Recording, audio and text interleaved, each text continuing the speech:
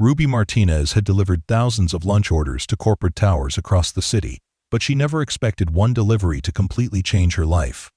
Atlas Rain, the billionaire CEO of Rain Industries, barely glanced at delivery workers, treating them like invisible servants in his marble-floored empire. But when Ruby's worn wallet slipped from her pocket and scattered its contents across his pristine office floor, one photograph would stop him cold. A picture of two children laughing together on a tire swing, their faces innocent and carefree, before tragedy tore them apart forever. He didn't know that the tired young woman picking up scattered bills and receipts was the same little girl who used to build blanket forts with him every summer, before her mother fled in the middle of the night to escape an abusive ergot. Marriage. He didn't know that Ruby had been searching for her family for over 15 years, working 3 jobs just to survive, while never giving up hope. But as Atlas stared at that photograph, one question burned in his mind. Could this chance encounter reunite a family that had been broken by violence and silence? Before we carry on, please hit the subscribe button to make my day, and let me know where you are watching from in the comments. The 42nd floor of the Rain Industries tower gleamed with polished marble and floor-to-ceiling windows that offered breathtaking views of the city skyline. Atlas Rain stood behind his massive mahogany desk, his sharp gray suit perfectly tailored to his tall, imposing frame. At 32, he commanded an empire worth over $3 billion, built from the ground up after inheriting nothing but debt and determination from his father's failed construction company. His dark hair was slicked back with precision, and his green eyes held the cold calculation of someone who had clawed his way to the top of the corporate world without looking back. The intercom on his desk buzzed softly. "Mr. Rain, your lunch delivery has arrived," his assistant's voice announced with the practiced efficiency that Atlas demanded from everyone in his employ. "Send them up," Atlas replied curtly, not bothering to look up from the quarterly report spread across his desk. The numbers were impressive, showing a 23% increase in profits over the previous year. But Atlas was already planning the next acquisition that would push his company into new markets. He had learned early in life that standing still meant falling behind, and he refused to let anyone or anything slow his relentless pursuit of success. The elevator doors opened with a soft chime, and Ruby Martinez stepped into the opulent reception area carrying a thermal bag marked with the logo of Giuseppe's Italian Kitchen. At 27, she had the kind of tired beauty that came from working multiple jobs to make ends meet. Her long black hair was pulled back in a practical ponytail, and her brown eyes held a warmth that contrasted sharply with the cold corporate environment surrounding her. She wore the standard delivery uniform, a simple polo shirt, and khaki pants that had seen better days, but she carried herself with a dignity that no amount of financial struggle could diminish. "Delivery for Mr. Rain," Ruby said to the receptionist, a woman whose designer suit probably cost more than Ruby made in 3 months. The receptionist barely looked up from her computer screen as she gestured toward the heavy wooden doors that led to Atlas's private office. Ruby knocked twice on the door before entering, following the protocol she had learned from countless corporate deliveries. Atlas didn't acknowledge her presence immediately. His attention focused on a spreadsheet that showed the projected earnings for the next quarter. She stood quietly near the door, holding the thermal bag and waiting for him to notice her. "Just put it on the side table," Atlas said without looking up, waving dismissively toward a glass table near the window. His voice carried the authority of someone accustomed to being obeyed without question. Ruby walked across the spacious office, her worn sneakers silent on the thick carpet. She began unpacking the order, carefully arranging the containers of pasta, garlic bread, and tiramisu on the table. The aroma of basil and garlic filled the air, a stark contrast to the sterile smell of leather and cleaning products that dominated the office.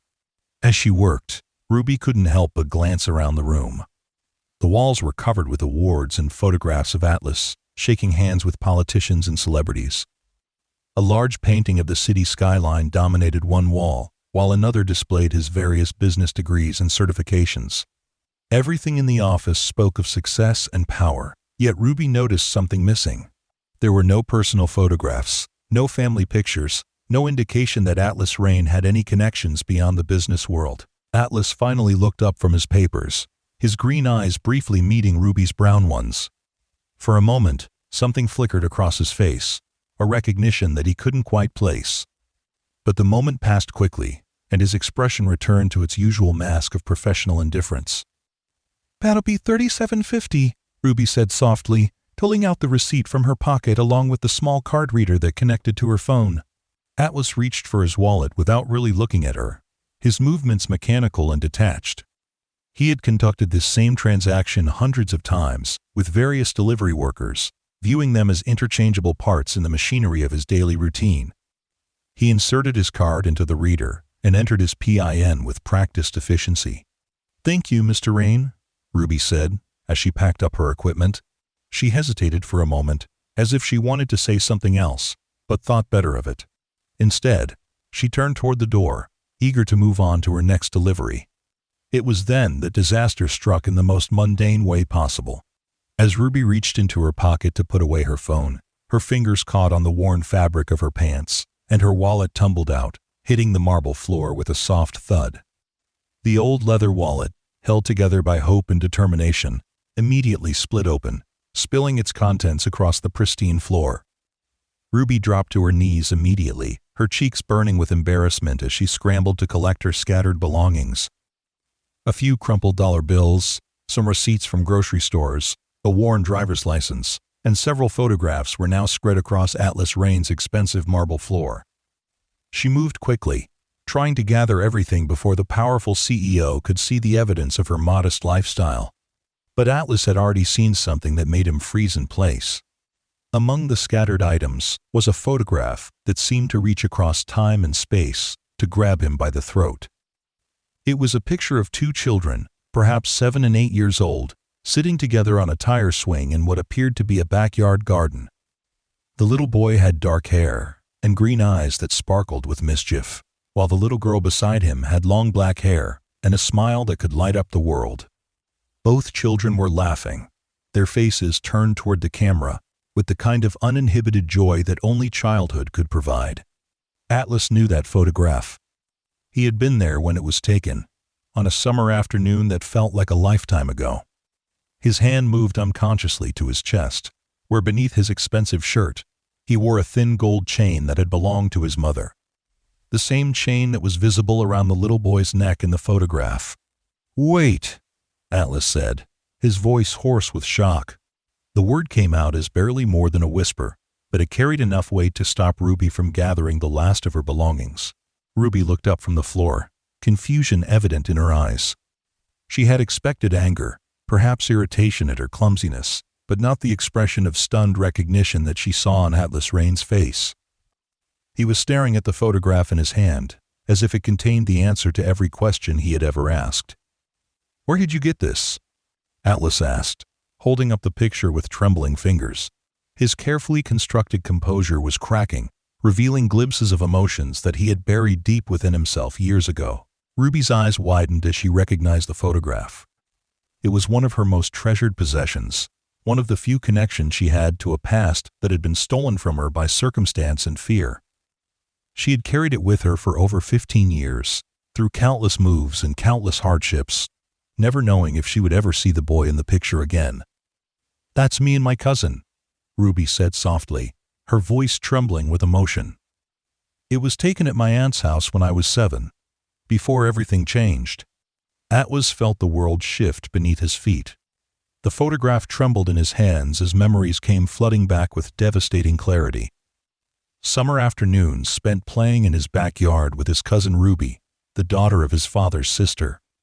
Building forts out of old sheets and clothespins, catching fireflies in mason jars, sharing secrets and dreams under the old oak tree that had been their favorite hiding spot. "Ruby Martinez," Atlas whispered, the name falling from his lips like a prayer. Maria's daughter. Ruby's breath caught in her throat. She had dreamed of this moment for so many years that she had almost convinced herself it would never come.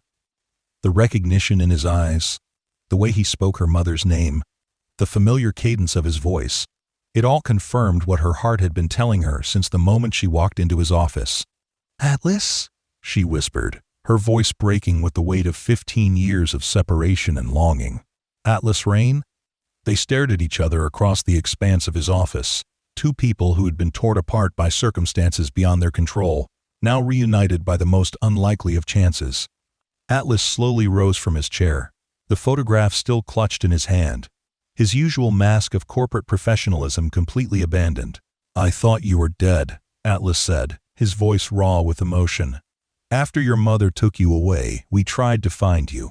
My father hired private investigators. We contacted every shelter and safe house we could find, but it was like you had vanished into thin air."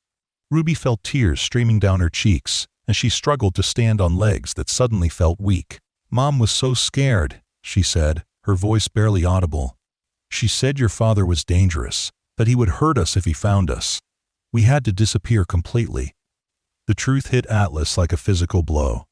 His father, Richard Rain, had been a man consumed by anger and alcohol, a man who had turned their family home into a battlefield with his violent temper and controlling behavior.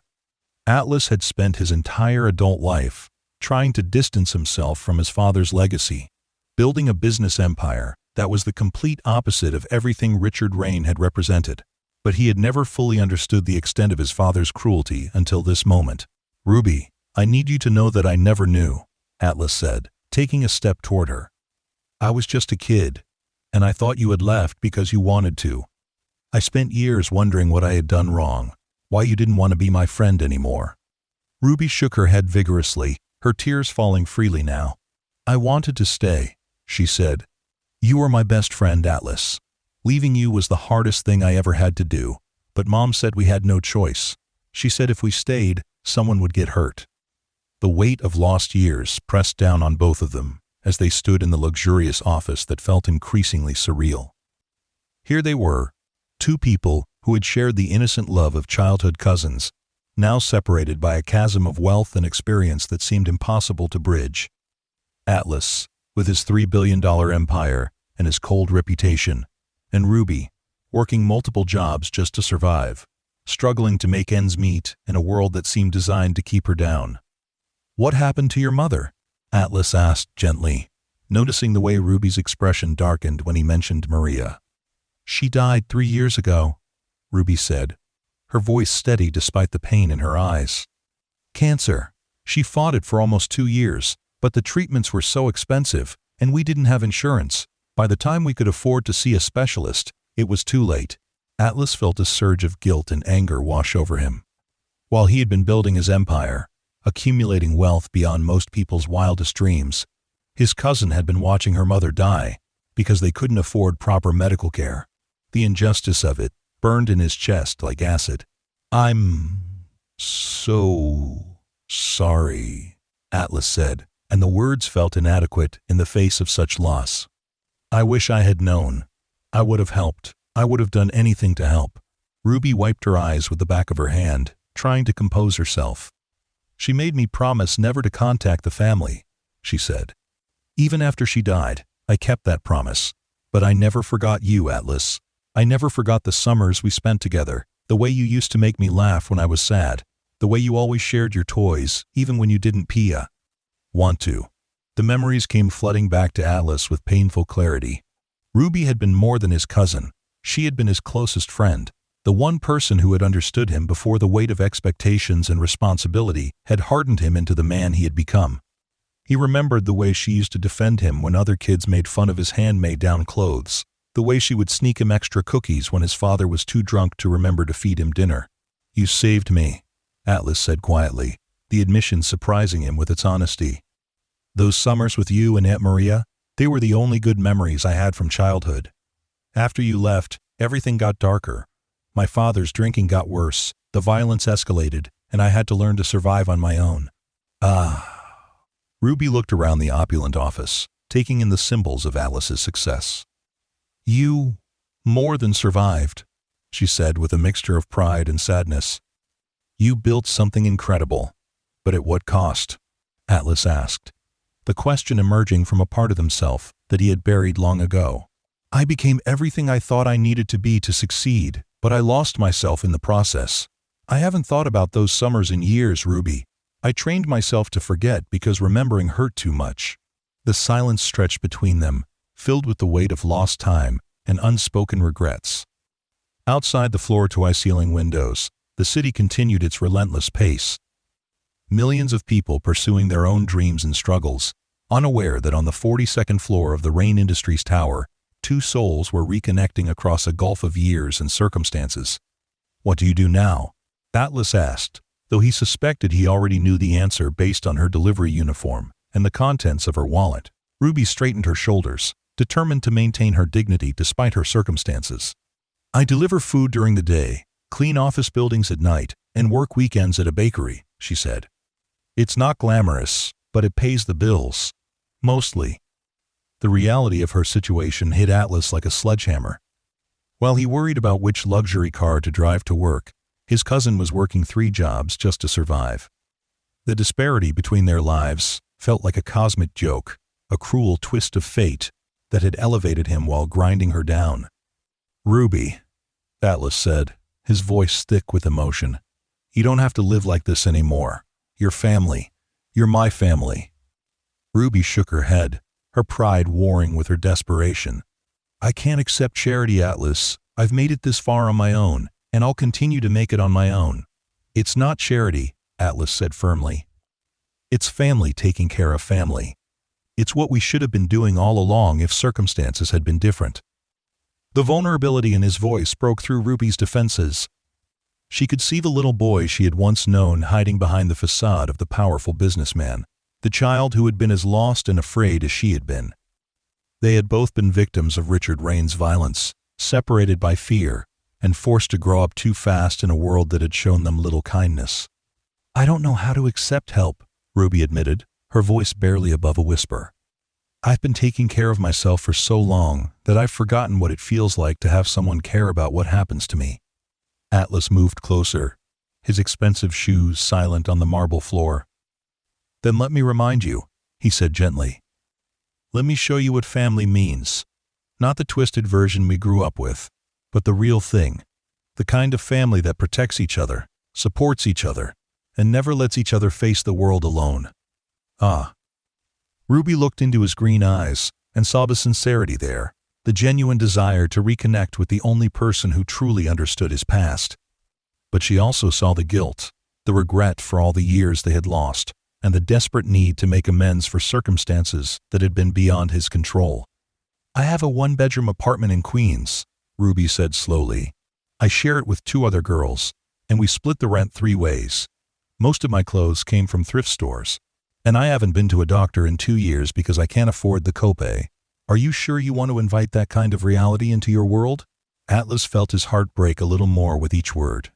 The contrast between her life and his own was stark and painful, a reminder of how cruel fate could be. But it also strengthened his resolve to do whatever it took to help her build a better life. "Ruby, I live in a penthouse apartment with 6 bedrooms and 7 bathrooms, Atlas said. "I have more space than I know what to do with, and more money than I could spend in 10 lifetimes. But I eat dinner alone every night, and I can't remember the last time I had a conversation with someone who knew me before I became Atlas Rain, CEO. I need you in my life as much as you need stability in yours." The honesty in his admission surprised them both. Atlas had spent so many years building walls around himself, creating a persona that was invulnerable and self-sufficient, that he had forgotten what it felt like to acknowledge his own needs and vulnerabilities. Ruby studied his face, searching for any sign of pity or condescension, but found only genuine affection and determination. The boy she had once known was still there, buried beneath layers of success and sophistication, but fundamentally unchanged in the ways that mattered most. "What are you proposing?" Ruby asked, her voice tentative but hopeful. "Come live with me," Atlas said simply. "Not as a charity case, but as family. Help me remember what it feels like to have someone to come home to, someone who cares whether I've had a good day or a bad day. In return, I'll help you build whatever life you want to build. You mentioned working at a bakery. Do you enjoy that?" Ruby's eyes lit up for the first time since she had entered his office. "I love it," she said with genuine enthusiasm. "I've been working there for 6 months, and the owner has been teaching me how to make specialty cakes and pastries. I've always dreamed of having my own bakery someday, but it seemed impossible. The startup costs alone are more than I make in 2 years. "Then, let's make it possible," Atlas said, his business mind already working through the logistics. I'll provide the initial investment, you provide the passion and expertise. We'll be partners, not patron in charity case. Ruby felt a surge of hope that she hadn't experienced in years. The possibility of owning her own bakery, of building something meaningful with her own hands, was intoxicating. But she also felt the weight of uncertainty, the fear of disappointing someone who was offering her more kindness than she had received in a decade. I don't want to be a burden, Ruby said, her voice small and uncertain. Atlas reached out and gently took her hands in his. Her fingers were rough from years of hard work, calloused from scrubbing floors and carrying heavy delivery bags. But to him, they represented strength and resilience that he had never possessed. You could never be a burden, Atlas said with conviction. You're the missing piece of my life, Ruby. The part of myself that I lost when you disappeared. I've been successful in business, but I've been a failure as a human being. I've been so focused on building my empire that I forgot to build a life worth living. The truth of his words settled between them like a bridge across the years of separation. They were both wounded by their past, both shaped by trauma and loss. But they were also both survivors who had found their way back to each other against impossible odds. Okay, Ruby said finally, her voice stronger now. But I have conditions. Atlas smiled, the first genuine smile that had crossed his face in years. Name them. I want to work for everything I get, Ruby said firmly. I'll live in your apartment if you'll let me, but I want to earn my keep. I can cook, clean, manage your household if you need me to. And when we start the bakery, I want to be a real partner, not just someone you're helping out of guilt. Agreed, Atlas said without hesitation. Though I should warn you, I'm not easy to live with. I work long hours, I'm used to getting my own way, and I haven't had to consider anyone else's needs in a very long time. Ruby laughed, the sound bright and musical in the sterile office environment. I've been living with 2 roommates who leave dirty dishes in the sink for weeks and play music until 3 in the morning. I think I can handle a workaholic CEO. The laughter felt good, natural, like slipping into a comfortable old sweater that had been forgotten in the back of a closet. For a moment, the years melted away, and they were just 2 kids again, finding joy in each other's company despite the chaos of the world around them. Atlas walked to his desk and pulled out a business card, writing his personal cell phone number on the back. This is my address, he said, handing her the card. I'll have my driver pick you up tonight if you want. We can start fresh tomorrow. Ruby looked at the card, feeling the weight of the decision she was making. Leaving her current life behind would be a leap of faith unlike anything she had ever attempted. But the alternative was continuing to struggle alone, working multiple jobs just to stay afloat while her dreams remained forever out of reach. I'll need to give notice at my jobs, Ruby said practically. And I'll need to tell my roommates I'm moving out. But yes, I'd like that. I'd like to start fresh with you, Atlas. Atlas felt a warmth spread through his chest that had nothing to do with business success or financial gain. For the first time in years, he was looking forward to going home, knowing that someone would be there who understood his past and cared about his future. There's something else, Atlas said, reaching into his desk drawer.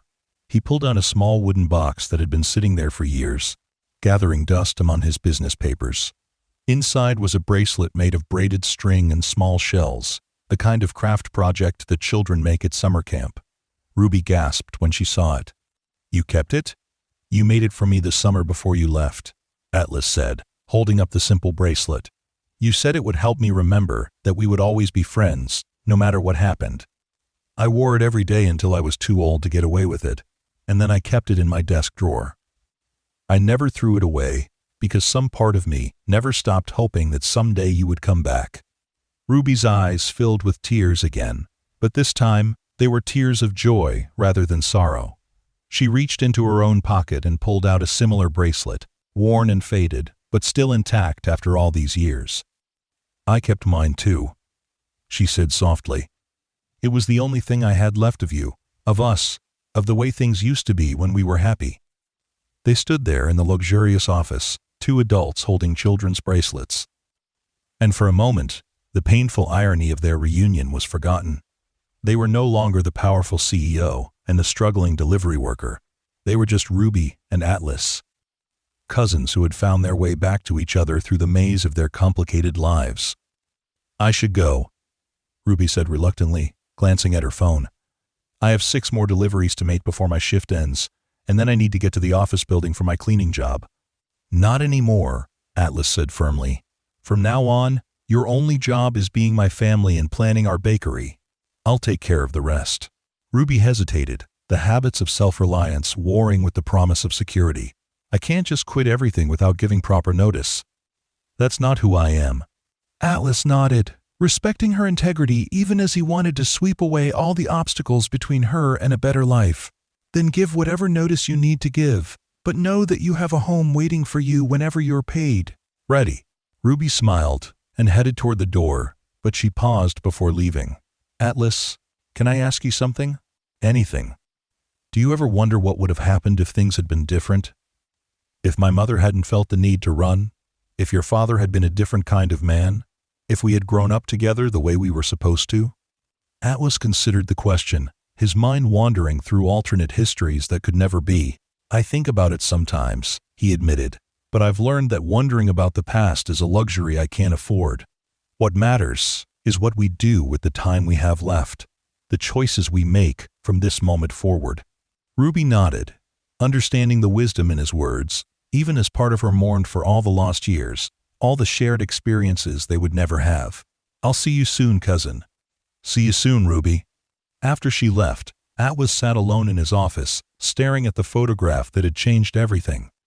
The little boy and girl in the picture seemed to be smiling directly at him, reminding him of a time when the world had been full of possibilities instead of obstacles. He thought about the man he had become, the empire he had built, and the price he had paid for his success. For the first time in years, Atlas left his office early. He called his driver and instructed him to take a detour through the neighborhoods where he and Ruby had grown up, past the house where his Aunt Maria had lived, past the park where they had spent countless summer afternoons. The area had changed dramatically, gentrification pushing out the families who had once called it home, but the memories remained as vivid as ever. That evening, Atlas stood in his penthouse apartment, looking out at the city lights and thinking about Ruby's 3 jobs, her shared apartment, her dreams of owning a bakery. He made a series of phone calls, using his connections to ensure that her transition from her current life to their new partnership would be as smooth as possible. He arranged for moving services, opened a business account for their future bakery, and began researching commercial real estate in neighborhoods that would support a specialty bakery. But more than the practical preparations, Atlas found himself looking forward to having someone to share his space with, someone who knew his story and understood the journey that had brought him to this point. The penthouse had always felt like a beautiful prison, all luxury and no warmth, but now it had the potential to become a real home. 3 days later, Ruby arrived at Atlas's building with everything she owned packed into 2 suitcases and a cardboard box. She had given proper notice at all 3 of her jobs, much to the disappointment of her employers who had come to rely on her reliability and work ethic. Her roommates had been sorry to see her go, but they understood that she was moving toward something better. The doorman greeted her with the kind of deference usually reserved for visiting dignitaries, and the elevator ride to the penthouse felt like ascending to another world entirely. When the doors opened, Ruby stepped into a space that was larger than any apartment she had ever lived in, with windows that offered panoramic views of the city and furnishings that belonged in design magazines. Atlas was waiting for her, having taken the afternoon off for the first time in months. He looked different in casual clothes, more relaxed and approachable, more like the boy she remembered from their childhood summers. "Welcome home," Atlas said, taking her suitcases and leading her through the apartment. He showed her to a bedroom that was larger than her old apartment, with its own bathroom and a walk-in closet that seemed designed for someone who owned more than 2 pairs of shoes. "This is too much," Ruby said, overwhelmed by the luxury surrounding her. "I don't belong in a place like this." "You belong wherever you choose to be," Atlas said gently. "This is your home now, Ruby. Make it feel like home." Over the following weeks, Ruby gradually adjusted to her new life. She cooked meals that they shared at the massive dining table, filling the apartment with the aromas of comfort food and family recipes that Maria had taught her. She brought warmth and laughter to spaces that had been cold and silent for too long, transforming Atlas's sterile penthouse into something that actually felt like a home. Atlas, in turn, began to remember what it felt like to care about someone other than himself. He found himself hurrying home from work to share stories about his day, looking forward to Ruby's perspective on his business decisions and her gentle challenges to his sometimes ruthless approach to competition. She reminded him that success without compassion was ultimately hollow, that building an empire meant nothing if you had no one to share it with. Together, they began planning the bakery that would represent their partnership and their shared future. They visited dozens of potential locations, from trendy neighborhoods filled with young professionals to family-oriented areas where children would press their noses against the window to admire wedding cakes and birthday treats. Ruby's eyes lit up as she described her vision for the space, the kind of place where people would come not just for excellent baked goods, but for a sense of community and belonging. "I wanted to feel like home," Ruby explained, as they stood in an empty storefront that had once housed a family restaurant. "The kind of place where regulars know they can always find their favorite cookies, where parents can bring their children for special occasions, where the smell of fresh bread makes everyone feel welcome." Atlas could see her vision clearly, and he found himself getting excited about a project that had nothing to do with profit margins or market dominance. This was about creating something meaningful, something that would make their community a little bit better, a little bit sweeter. They hired contractors to renovate the space, working with Ruby to design a kitchen that would allow her to create her specialties efficiently, while maintaining the artisanal quality that set her apart from commercial bakeries. Atlas handled the business side of things, securing permits and licenses, setting up supplier relationships, and managing the financial aspects of the venture. But more importantly, they were healing the wounds that had been carved into their hearts by years of separation and struggle. They talked late into the night about their childhood memories, filling in the gaps in each other's stories, processing the trauma they had both experienced in their own ways. Ruby learned about Atlas's rise from poverty to wealth, the sacrifices he had made, and the compromises he had accepted in pursuit of security and success.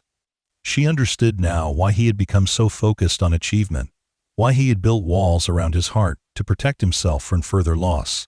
Atlas learned about Ruby's years of hardship, the way she had supported her dying mother while working multiple jobs, the strength it had taken to keep going when everything seemed hopeless. He marveled at her resilience, her ability to maintain her compassion and optimism despite everything life had thrown at her. On the day the bakery opened, they stood together behind the counter, wearing matching aprons that Ruby had embroidered with their names. The morning sun streamed through the windows, illuminating display cases filled with Ruby's creations. Elaborate wedding cakes, delicate pastries, artisanal breads, and cookies decorated with the kind of care that could only come from someone who truly loved her craft. The first customer was an elderly woman who reminded Ruby of her mother, and when she tasted one of Ruby's cinnamon rolls, her eyes filled with tears of joy. "This tastes like home," she said, and Ruby knew that they had created something special. Throughout the day, people streamed through the doors, drawn by the irresistible aromas and the warm atmosphere that Ruby had envisioned. Children pressed their faces against the glass cases, their eyes wide with wonder at the array of colorful treats. Business people stopped by for their morning coffee and stayed longer than they had planned, reluctant to leave the peaceful haven they had stumbled upon. Atlas watched from behind the register, handling transactions and managing the business side of operations, but his attention was constantly drawn to Ruby. She moved through the kitchen and serving area like a conductor leading an orchestra, creating edible masterpieces while making every customer feel like a valued friend. This was her element, her calling, and seeing her thrive in this environment filled him with a pride and satisfaction that no business deal had ever provided. As the weeks turned into months, the bakery became a fixture in the neighborhood. Ruby developed a loyal following of customers who came not just for the exceptional baked goods, but for the sense of community that she had cultivated. She remembered everyone's names, their favorite orders, their special occasions. She donated dialed bread to local shelters and offered discounts to families who were struggling financially. Atlas found himself spending more and more time at the bakery, gradually delegating more responsibilities to his capable staff at Rain Industries. He discovered that he enjoyed the direct customer interaction, the immediate feedback, the tangible results of their work. Creating something that brought joy to people's daily lives was more fulfilling than any corporate merger or acquisition he had ever orchestrated. One evening, as they were closing up the bakery after a particularly busy day, Ruby turned to Atlas with an expression of contentment that he had never seen before. "Do you know what the best part of all this is?" she asked, gesturing around the warm, flour-dusted kitchen. "The fact that you're finally doing what you love?" Atlas guessed. Ruby shook her head. "The best part is that we're doing it together. That after all these years, after everything that tried to keep us apart, we found our way back to each other. We created something beautiful out of all that pain and separation." Ah! Atlas felt an emotion swell in his chest that he couldn't quite name. It was deeper than happiness, more profound than satisfaction. It was the feeling of completeness, of finding a missing piece of himself that he hadn't even realized was gone. "You know," Atlas said, untying his apron and hanging it on the hook by the door, "I used to think that success meant accumulating wealth and power, building something that would last long after I was gone. But I was wrong. Success is this. It's having someone to share your victories with, someone who understands your struggles, someone who makes you want to be better than you are." Ruby smiled and linked her arm through his as they walked toward the door. "Mom used to say that family isn't just about blood, it's about the people who choose to love you despite everything. The people who stick around when things get difficult, who celebrate your successes and support you through your failures." As they stepped out into the cool evening air, Atlas looked back at their bakery, with its warm lights glowing in the windows and the lingering scent of fresh bread and sugar that had become the signature of their partnership. "We did it, Ruby," he said softly. "We created something good together." "We sure did, cousin," Ruby replied, her voice full of affection and pride. "We sure did." They walked home together through the city streets, two people who had found their way back to each other against all odds, their shadows stretching long behind them in the glow of the streetlights. The bustling city around them seemed to fade into background noise as they talked about their plans for expanding the bakery's menu, about the new industrial mixer they wanted to purchase, about the cooking classes Ruby was considering offering on weekends. But beneath the practical discussions was a deeper conversation, an ongoing dialogue about healing and forgiveness, about the family they had lost and the family they were choosing to create together. They had both learned that blood relations didn't guarantee love or loyalty, but the chosen family, built on mutual respect and genuine care, could be stronger than any biological bond. 6 months after the bakery opened, Ruby received a letter that would test everything they had built together. It arrived on a Tuesday morning, mixed in with the usual stack of supplier invoices and customer compliments. The return address made her hands tremble as she recognized the name of a law firm from her hometown, the place she and her mother had fled from all those years ago. Atlas found her sitting in the bakery's small office, staring at the unopened envelope with an expression of dread that transported him back to their childhood, to all the times Ruby had looked exactly like this, when they heard Richard Rain's voice raised in anger from the next room. "What is it?" Atlas asked gently, settling into the chair beside her desk. "It's from a lawyer in Millbrook," Ruby said, her voice barely above a whisper. "That's where we lived before we ran away. I can't imagine why anyone there would want to contact me after all these years." Atlas reached over and took her free hand in his. "Whatever it is, we'll deal with it together. You don't have to face anything alone anymore." Ruby drew strength from his presence and carefully opened the envelope. Inside was a formal letter written on expensive letter stationery, the kind that lawyers used when they wanted to impress upon recipients the seriousness of their communication. "Dear Ms. Martinez," Ruby read aloud, her voice growing stronger as she continued, "I am writing to inform you that you have been named as a beneficiary in the estate of Mrs. Eleanor Whitman. Mrs. Whitman passed away peacefully last month at the age of 87, and her will specifically mentions you as the recipient of a substantial inheritance. Please contact our office at your earliest convenience to discuss the details of this bequest." Atlas felt Ruby's hand tighten in his, as the implications of the letter began to sink in. Eleanor Whitman had been Maria's elderly neighbor, the woman who had provided them with a safe place to stay during their last few weeks in Millbrook, before Maria had gathered the courage to leave permanently. "Mrs. Whitman," Ruby whispered, tears beginning to form in her eyes. She was so kind to us. When Dad would get violent, Mom would take me to her house, and she would make us tea and let us sleep on her couch until it was safe to go home. I never understood why she helped us, why she risked getting involved in our family's problems. Atlas remembered Eleanor Whitman vaguely from his own childhood. She had been one of the few people in their neighborhood who had shown genuine kindness to families struggling with poverty and domestic violence. His own father had always spoken about her with a mixture of respect and suspicion, unable to understand why anyone would help others without expecting something in return. She must have cared about you and your mother more than you realized, Atlas said thoughtfully. People like her, they see the good in others, even when it's hidden behind fear and trauma. Maybe she always hoped that someday you would be in a position to help other families the way she helped yours. Ruby read the letter again, trying to process the reality that someone she had known for such a brief time had thought enough of her to include her in their final wishes. The inheritance could change everything, could provide them with the resources to expand the bakery or start additional ventures, but more importantly, it represented a connection to her past that was positive rather than painful.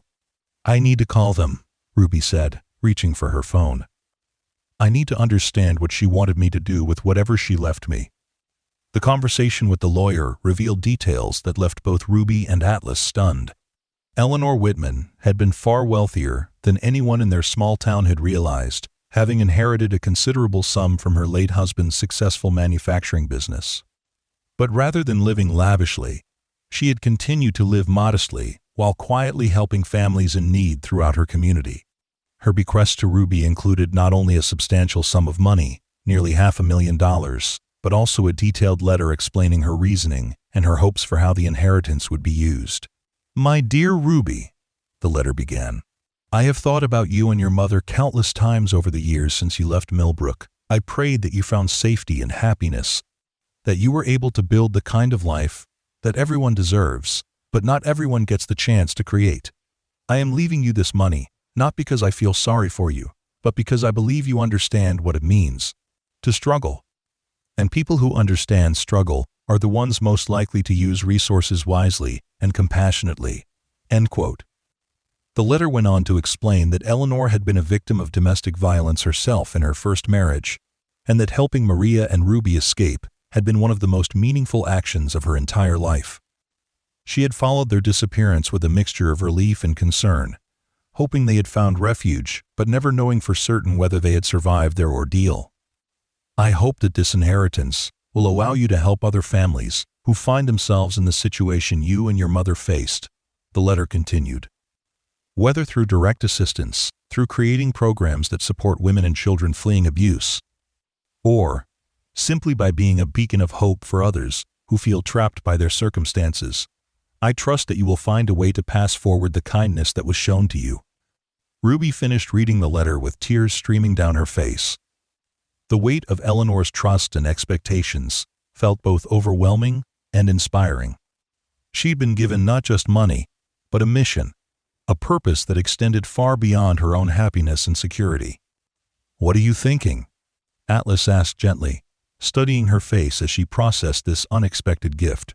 I'm thinking about all the families who are still trapped the way we were, Ruby said slowly. All the women who are afraid to leave because they don't know how they'll survive on their own. All the children who are growing up thinking that violence is normal because it's all they've ever known. Atlas nodded, understanding immediately where her thoughts were leading. You want to use the inheritance to help them. I want to create something that Eleanor would be proud of, Ruby said with growing conviction. Something that honors my mother's memory and helps other families find their way to safety and stability. Over the following weeks, Ruby and Atlas worked together to develop a plan that would honor Eleanor's wishes while building on the foundation they had already established with their bakery.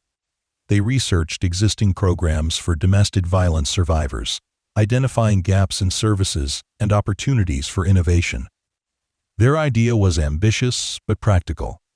A combination business incubator and safe house that would provide women fleeing abusive relationships with both temporary housing and the training and support needed to start their own small businesses.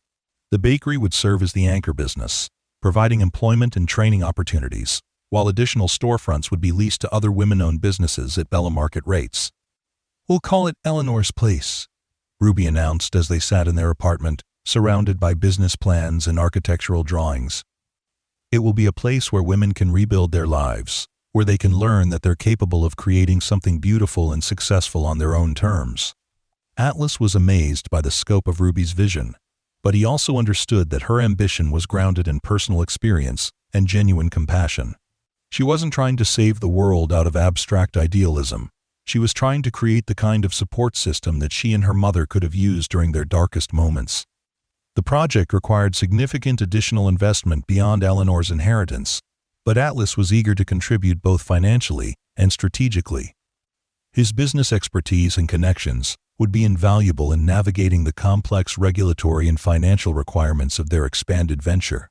They purchased a large commercial building in a neighborhood that was experiencing revitalization but still maintained affordable housing options for families with limited resources. The ground floor would house the expanded bakery along with spaces for other small businesses, while the upper floors would be converted into apartments that could provide temporary housing for families in transition. The renovation process took nearly a year, during which Ruby and Atlas worked more closely than ever before. They interviewed contractors and social workers, consulted with experts in domestic violence prevention and small business development, and gradually assembled a team of people who shared their vision for creating meaningful change in their community. Ruby threw herself into learning everything she could about business management, nonprofit administration, and trauma-informed care. She attended workshops and conferences, networked with other women who had started similar programs, and gradually developed the skills and confidence needed to lead an organization that would impact dozens of families. Atlas, meanwhile, discovered that his corporate experience translated surprisingly well to the nonprofit sector. His ability to analyze financial projections, negotiate contracts, and manage complex projects proved invaluable as they worked to bring Eleanor's Place from concept to reality. But the most important part of the process was watching Ruby grow into her role as a leader and advocate. The shy, tired delivery worker who had stumbled into his office with her scattered belongings had transformed into a confident, passionate woman who spoke eloquently about social justice and economic empowerment. On the day Eleanor's Place officially opened, they hosted a community celebration that drew hundreds of people from throughout the city. The mayor attended, along with representatives from other nonprofits, potential business partners, and families who were interested in the services they would be providing. Ruby stood before the crowd, wearing a simple blue dress that Atlas had helped her choose, her long black hair styled in a way that made her look both professional and approachable. She spoke about Eleanor Whitman's legacy, about her own family's journey from violence to safety, and about the vision they had for creating a place where other families could find hope and opportunity. "Eleanor's Place is more than just a building," Ruby said, her voice carrying clearly across the gathered crowd. "It's a promise that no woman has to choose between safety and security, that no child has to grow up believing that violence is inevitable, that everyone deserves the chance to build a life filled with dignity and purpose." Atlas watched from the side of the room, feeling a pride that had nothing to do with business success or financial gain. This was Ruby's moment, the culmination of a journey that had begun in trauma and struggle, but had led to something beautiful and meaningful. After the formal ceremony, Ruby and Atlas walked through the building together, visiting each of the spaces they had worked so hard to create. The bakery had tripled in size, with a commercial kitchen that could support catering operations and cooking classes. The other storefronts were already occupied by a women's clothing boutique, a childcare center, and a small legal practice that specialized in family law and immigration issues. Upstairs, the apartments were simple but comfortable, furnished with donations from throughout the community and designed to provide families with a sense of privacy and dignity during their transition period. Each unit had a small kitchen, a living area, and separate bedrooms for parents and children, along with access to common areas where residents could build supportive relationships with each other. "It's exactly what I imagined," Ruby said as they stood in the building's central courtyard, a small garden space where children could play safely while their mothers worked or attended classes. "It's better than what you imagined," Atlas corrected gently. You created something that Eleanor could never have envisioned when she first helped you and your mother. You took her kindness and multiplied it, turned it into something that will help thousands of families over the years. Ruby leaned against his shoulder, feeling the satisfaction that came from meaningful work, accomplished in partnership with someone who truly understood her motivations and aspirations. They had come so far from that day in his office when her wallet had spilled across his marble floor, revealing the photograph that would change both of their lives. "Do you think she would be proud?" Ruby asked quietly. "My mother, I mean. Do you think she would be proud of what we've built?" Atlas thought about Maria Martinez, the frightened young woman who had fled in the middle of the night to protect her daughter from violence. He thought about the courage it had taken for her to leave everything familiar behind, to start over in a world that offered little support for single mothers with limited resources. "I think she would be amazed," Atlas said honestly. "I think she would be proud not just of what you've accomplished, but of who you've become. You turned your pain into purpose. Ruby, you used your own experience to create something that will spare other families from going through what you went through." As they walked home together that evening, Ruby reflected on the unexpected path that had brought her to this moment. A year and a half ago, she had been working 3 jobs just to survive, carrying her few precious possessions in a worn wallet that held the only photograph connecting her to her past. Now, she was the director of a comprehensive program that was already making a difference in the lives of women and children throughout their community. But more importantly, she had reclaimed her family. Not the family that had been torn apart by violence and fear, but the family she had chosen to create with Atlas, built on mutual respect, shared values, and genuine love. The bakery continued to thrive as the anchor business of Eleanor's place, but it had evolved far beyond Ruby's original vision. In addition to serving the general public, it now provided employment and training opportunities for women who were rebuilding their lives after leaving abusive relationships. Ruby had developed a comprehensive program that taught not just baking skills, but also business management, financial literacy, and customer service. Many of the women who completed the program went on to start their own food-related businesses, opening restaurants, catering companies, and specialty food stores throughout the city. They formed a network of mutual support and collaboration, often referring customers to each other and sharing resources and expertise. Atlas had also found his own role within the organization, serving as the business development director and helping women navigate the complex process of starting and maintaining small businesses. His corporate background gave him credibility with banks and investors, while his personal connection to the mission kept him grounded in the human side of their work. 3 years after Eleanor's place opened, Ruby received a letter that would provide the final piece of her journey toward healing and closure. It was from a young woman named Sarah, who had been one of their first residents and had recently opened her own successful catering business. "Dear Ruby," the letter began, "I wanted you to know that yesterday was the first anniversary of the day I left my husband. And instead of feeling sad or scared, I felt grateful. Grateful that I found the courage to leave. Grateful that Eleanor's place existed when I needed it most. And grateful that there are people like you in the world who understand that everyone deserves a second chance." The letter went on to describe how Sarah's business was thriving, how her children were excelling in school now that they lived in a safe environment, and how she had recently started volunteering with other domestic violence organizations to help spread the model that Ruby and Atlas had developed. "You didn't just give me a place to stay or a job to do," Sarah wrote. "You gave me back my sense of possibility, my belief that I could create a life worth living. You showed me that surviving trauma doesn't have to define the rest of your story, that it can actually become the foundation for something beautiful and meaningful." End quote. Ruby read the letter aloud to Atlas as they sat in their apartment, watching the sunset paint the city skyline in shades of gold and orange. They had received hundreds of similar letters over the years, each one a testament to the impact they were having on individual lives and families. "Do you ever miss it?" Ruby asked suddenly. "Your old life, I mean. The corporate world, the focus on profit and growth, the simplicity of caring only about yourself?" Atlas considered the question seriously, thinking about the man he had been before Ruby had stumbled back into his life. He had been successful by conventional measures, wealthy and powerful and respected in his industry. But he had also been fundamentally alone, cut off from meaningful connections, and driven by motivations that ultimately felt hollow. "I miss the certainty of it sometimes," Atlas admitted. "When everything was about numbers and market share, decisions were easier to make. But I don't miss the emptiness, the feeling that no matter how much I achieved, it was never enough to fill the hole inside me." Ruby nodded, understanding exactly what he meant.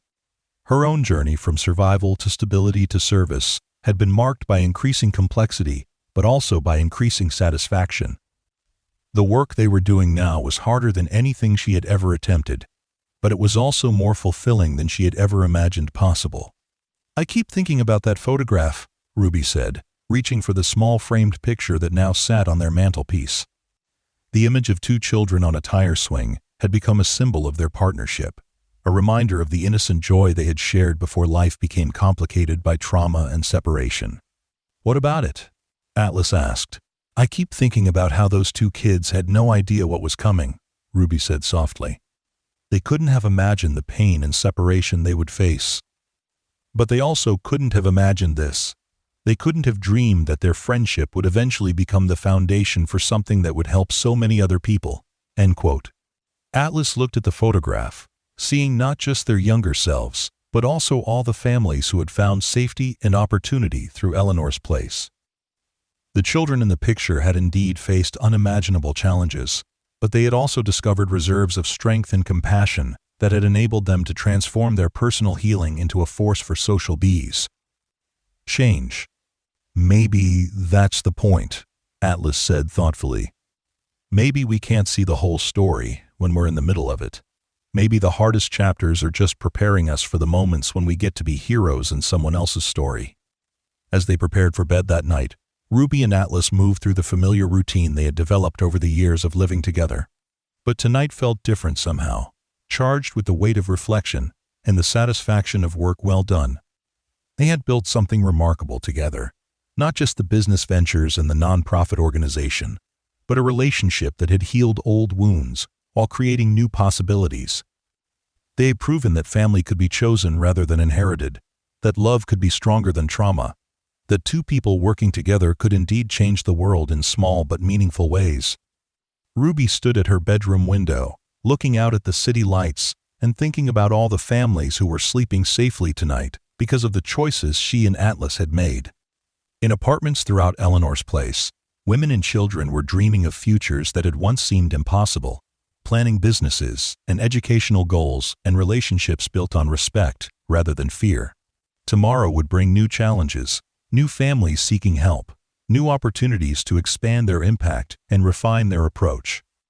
But tonight, Ruby allowed herself to feel the deep satisfaction that came from knowing that she had used her second chance, not just to rebuild her own life, but to create second chances for others. In his own room across the hall, Atlas was having similar thoughts. He had achieved more in the past few years than in all his previous business successes combined. Not because he had made more money or gained more recognition, but because he had learned what it meant to measure success by its impact on other people's lives. The little boy in the photograph would never have imagined that his childhood trauma would eventually lead him to become an advocate for social justice and economic empowerment. But that boy's pain had been transformed into purpose. His isolation had been overcome by connection, and his success had been redefined by service. As sleep gradually overtook them both, Ruby and Atlas carried with them the knowledge that they had kept faith with Eleanor Whitman's trust, with Maria Martinez's sacrifice, and with their own childhood selves, who had dreamed of a world where everyone could feel safe and loved and valued. The photograph on the mantelpiece seemed to smile in the moonlight, two children forever frozen in a moment of pure joy, unaware that their story would eventually become a beacon of hope for countless others who were searching for their own path from darkness to light. Their delivery from despair to purpose was complete, but their story would continue to unfold in the lives of every family who found refuge and renewal through the legacy they had created together.